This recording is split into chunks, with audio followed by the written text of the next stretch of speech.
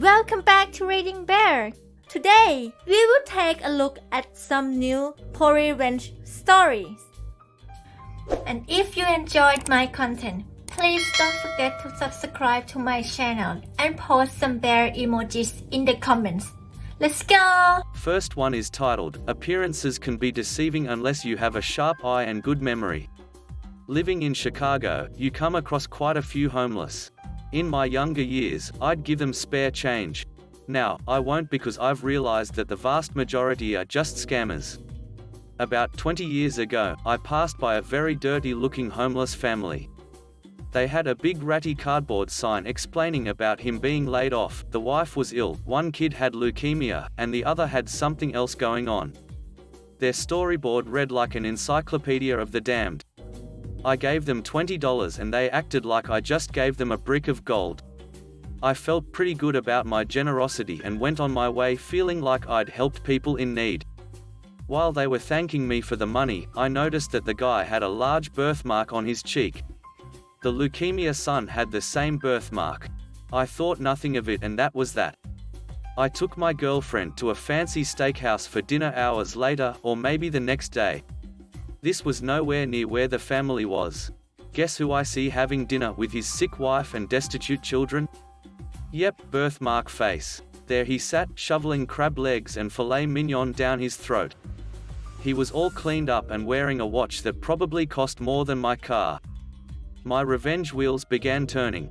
I didn't think it was going to work because I'd seen it in a movie, but I formulated a plan. This restaurant had an open dessert bar with little gourmet pastries. When I saw him head up, I took a deep breath and hoped he didn't recognize me. He didn't. I went to the dessert table and accidentally bumped into him and dropped my plate. A few of his pieces fell too. I apologized and made it seem like I was super embarrassed. I picked up the spilled desserts and he stooped down to help. He was actually very nice about it all, and when I finished picking it up, I said, again, so sorry about that. I'm Maizuri, nice to meet you. We shook hands and he told me his name was Dennis. I had what I needed. His name. That's all I wanted out of this and I got it. We chatted a moment as we chose our desserts, and before we went back to our respective tables, I said, thanks for understanding and helping me pick it all up. That wasn't a planned comment, but it played into my revenge so perfectly later on. We finished eating and it was time to see if I could pull it off. My girlfriend and I stood up, got our coats on, and were ready to haul ass. The bill was for a little under $150. I told our waitress that my Uncle Dennis was going to pay for our meal and pointed to Dennis. She thought for a second and said, that'll be fine, but let me check with him. My heart sank. Then, I thought of the last thing I said to him. Before our waitress started walking over, I yelled across the restaurant, hey Dennis. Catch you later. Thanks for picking that up. I laughed, he laughed, and he waved goodbye as he quietly said, no problem. It's the least I could do. The waitress was convinced and put our bill back in her pocket. I gave her a $100 tip assuming he'd stiff her once he got the news, and I told her, he's usually pretty cheap, so I don't want him stiffing you on the tip. Thankfully, she headed toward the kitchen instead of their table, and my girlfriend and I took off out of there like lightning. Once outside, we sat in the car waiting for him. I wanted to see if he was upset, and I wanted to see what kind of car this destitute family got into. About an hour later, they come out, indeed, looking upset. He's ranting and raving. The wife and kids look shocked. I have my window down, but we're pretty far away and I can't make out everything he's saying, but they start walking toward us but not directly heading for us. As they get closer, I hear him going on about, duck this place. I did not say I was paying for someone else's dinner. $150. What the duck? F this place.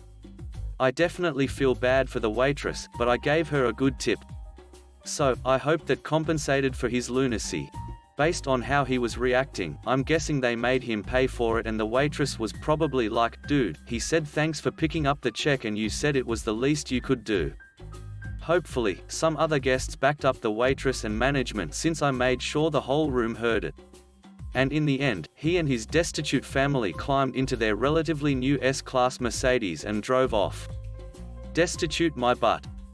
Mini update, the waitress had a very unique name and I ran into her about 5 years ago. She now works at the Brazilian Steakhouse that's a few blocks away from where this restaurant was. I always ask for her when we go there. She doesn't recognize me and I always leave her a huge tip. I still feel guilty, but I also want to ask her how that all played out. But I know I never will. Next one is titled, Try to Kill My Family's Beloved Peach Orchard? I'll make sure spend the rest of your life paying for it. My great-grandparents planted an orchard, and it is now at least 120 years old. My grandparents and my parents were really proud of the peach trees growing in it and did their best to keep them well and in good health. We always threw a big party when the peaches were ready to be harvested and invited all of our friends and neighbors to it. I loved those parties. The neighbors on the property to the south of our orchard were particularly fond of our peaches. They were a bunch of fine old people and me and the old man, Sam, were pretty good friends. He taught me a lot about woodworking with hand tools only and we had some great evenings in his workshop. We finished many good whiskies in there together. In return, he got a lot of fine peaches, marmalade, homemade peach liqueur, etc. Sadly he died a good 10 years ago. Cancer sucks. His wife followed soon after. Many suspected it was of a broken heart. They had no kids, so all of their property was left to the state, except his tools and whiskey collection, which he had gifted me a few weeks before he died. In comes Karen. The name speaks for itself. Haircut, attitude, witchiness. The whole deal. She bought the property of my late neighbors. We hadn't had the kind of money to buy it at that time, as we had met some dire straits the years before and all our savings were gone. The first thing she did, before she actually moved in, was to go round and make demands of the neighbors on the surrounding properties. When it was finally our turn to listen to her gibberish, she told us that we needed to remove half of the trees, as the leaves were blowing on her property. We told her in a polite way that we won't comply to her demands as the orchard is a vital part of our family heritage, tradition, life and has been there for at least 120 years. She was pretty upset but did nothing for the time being. There are some things you need to know before I continue with the story. The workshop I mentioned before was situated right at the border to our property. It was a small timber-framed building, at least 160 to 180 years old. The regulations in my state are pretty strict concerning old structures. Every structure over 100 years is protected and you need special permission to tear it down. Failing to get this permission can lead to a hefty fine. To get permission to build a new building, it has to be up to code and you have to ask your surrounding neighbors, and if they agree, you're good to go. Except there is one specialty in my county: you have to keep a certain distance to the border of the property to allow emergency services full access to your property. If one of these requirements isn't met, the building is illegal or at least only partially legal and can actually be ordered by the court to be torn down. That might come in handy later. So, back to my Karen. After our first encounter with her, she did her best to pester the whole neighborhood. She got the neighbor's dog put down because he allegedly attacked her brat. It later turned out she faked the attack. The dog was the sweetest and most innocent dog you could imagine. A Bernese mountain dog, big, but a real teddy bear. Anyways, she later got us to stop doing our annual peach parties, as she called the police every time for various reasons. Noise complaints. We had a band playing there in the afternoon. Arson. We lit a fire in a designated fire pit in the middle of our property. She called the ATF on us, allegedly making moonshine. My dad had a license to distill for our own consumption. In short, she was a real pain in the butt. After 3 years, we decided it wasn't worth it to deal with various officers and law enforcement agencies every time we threw the party. We decided to quit. After she had reached this goal, she resorted to pestering us to remove the orchard. We didn't cave in and some things started to get really fishy. Somehow the tires of our trucks got slashed, eggs got thrown on our farmhouse, our cat disappeared and surfaced a few days later in pretty rough condition. It looked like somebody had tried to cut his tail off. Don't worry, he healed up completely, but we actually couldn't prove that she did all that. Then came the day she made her biggest mistake. She had a company come in a sort of secret operation and tear down the old woodworking workshop overnight. 2 days later, they started building a big garage, recreational center, house right where the shop was, but she missed one fine detail, which got pretty important later on. She didn't ask our permission, nor the neighbors. A short while after, the trees right next to her property started to get sick. The leaves turned brown in the middle of summer, and the branches started to die. We lost 4 trees before we figured out the cause. Somebody had driven long copper nails into them. We had a suspicion, but we couldn't prove it. So we put up some trail cameras, perfectly legal, as it was on our own property. We caught her red-handed. My dad confronted her, she apologized, and my dad, and being the way too nice guy he is, wanted to let her get off the hook. But not me. The nail she drove into our oldest tree was the final nail to her coffin. I started to investigate. I had some friends at the administration of our county and asked them to do some inquiries. Turns out she hadn't applied for permission to tear down the old shop, nor for permission to build a new building. I pressed further about the borderline of our property. Turns out the old markers vanished over time and her building was about 3 feet on our property. After I had gathered all this information, I presented it to my parents. At first, they were reluctant as they didn't want to start a neighborhood clash. But after I recalled all the things she did to us and our neighbors, they were in. So let the games begin. First, we called the authorities on her for tearing down a protected building and presented them with all the evidence we gathered. Then we called the building authorities on her for building a building without permission, not up to code, and not only did she not keep the required distance to the property border, but she also built on our property without our permission.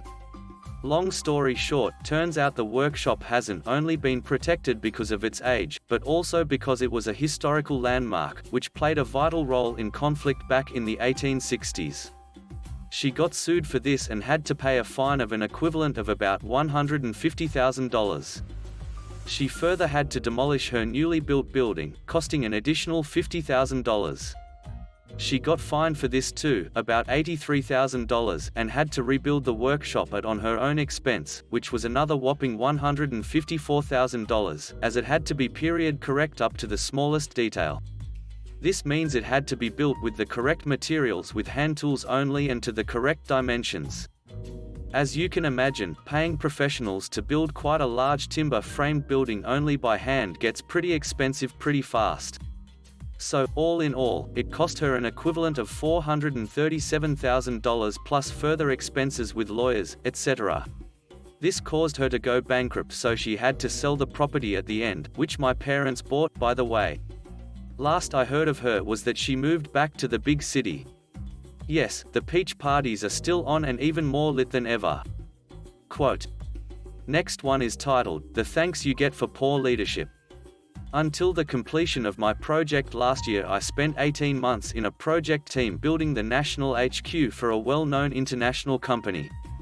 Our project director M was brought in for his experience on jobs this scale. Jay was our project manager and has been with us for almost 10 years. Jay is very good at what he does, and by the end everyone really knew that Jay was the one who captained our ship.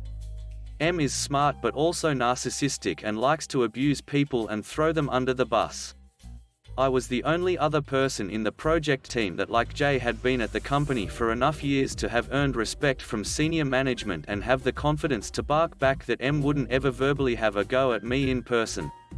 Turns out that despite M being smart, he clearly big-noted himself to get the job, and his skill set was wrong for the team, which meant he got found out eventually. During COVID and the project entering its last 2 to 3, M spent less time in the office. Each night I'd be there late and I kept eyeing off his pile of spare office shirts he'd wear when he cycled in. One night, after debating with self, I concluded that I was sick of his petty emails and seeing him abuse my colleagues. I took a box cutter and carefully sliced off a button or 2 on each shirt.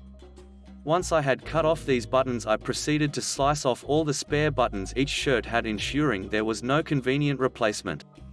M probably came into the office a handful more times before being tapped on the shoulder and told his services were no longer needed. I took great pleasure watching him pack up his belongings and eyeballed him the whole time. Fair to say he didn't acknowledge me once. Next one is titled, How I Made $2,000 Off a Meth Dealer. Just found this sub and think I might have a story for y'all. A few years ago I was married to a degenerate tweaker. She wasn't originally like that, but you know, meth does what meth does. I kept interfering with her tweaker lifestyle, trying to get her treatment etc., and she rewarded my efforts with a restraining order, lied, said I beat her and other overly dramatic stuff. So, I get kicked out of my place and end up in a studio apartment with nothing but my toothbrush and the clothes I was wearing. One of her great plans was to get a front for a ton of dope using everything of value we own as collateral. Drug dealer literally takes everything and puts it in a storage unit somewhere in town.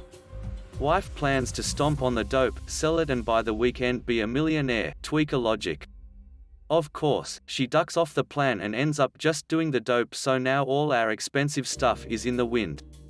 I try to work out something with POS drug dealer, but he wanted an absurd amount of payback, plus I made some threatening comments he didn't appreciate, so negotiations stalled. Eventually, I catch wind that he got locked up and that some friends took all his property and put it in storage for safekeeping until he got out. I hit every storage place in town with my story and his picture, hoping to catch some kind of break. Eventually, I find the place. Owner tells me that the unit is going up for auction the next weekend for non-payment. He tells me if I just pay the 3 months back rent that he'd write it up as I won the auction and I can have the unit. $320 gets slapped on the counter and we go drill the lock. All my stuff is there. And, what do you know, now I own all his stuff free and clear.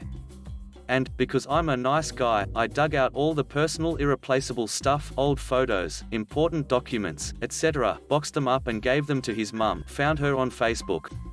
Actually made quite a bit of money off the deal selling his crap on Craigslist, came out about $2,000 in the black on the deal. Divorced now, have all my stuff and am happy. Next one is titled, The Spectre of the Dead Weight Lifer.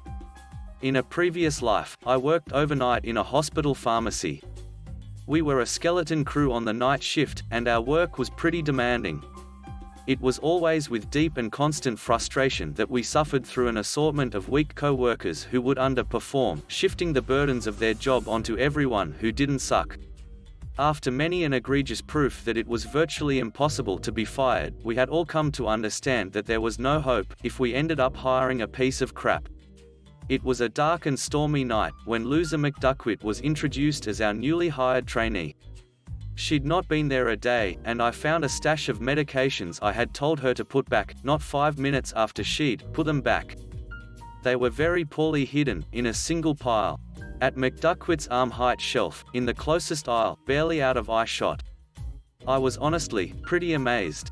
It wasn't surprising to me that she hadn't done what I had asked. She was preternaturally content sitting down, watching dust settle. No, what got me was the complete lack of stealth. You've gotta give it the old college try, and not have your BS get noticed for at least the duration of your shift. I've witnessed virtuosos of stealth laziness, where it can take months to realize that they do almost nothing. We had lifers that just rolled like that. With Loser McDuckwit on the job, we'd all be breaking our backs for the weak link.